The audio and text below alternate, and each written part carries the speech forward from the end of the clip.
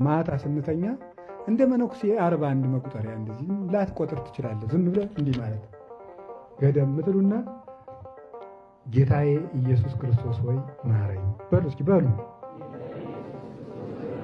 ድገሙ በሉ። ከዛ እንቅልፋችሁ እስከሚመጣ ድረስ እንደዚህ በሉ። ተጋድማችሁ ዝም ብላችሁ ማለት ነው። ከዛ እንደዚህ ያላችሁ ተኙ። ከዛ ጠዋትም ሌላ ጸሎት ልትጀምሩ ስትሉ እንደዚህ በሉና ጸሎታችሁን ጀምሩ። መኪና ውስጥም ገብታችሁ ዝም ብላችሁ ቁጭ ብላችሁ አሁን መጽሐፍ አውጥተህ ብትደግም ሰውም አጉል ነው።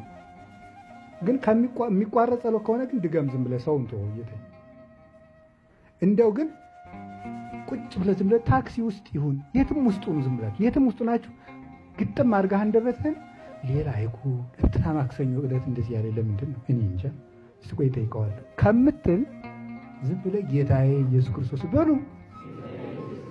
ማረኝ በሉ። ድገሙ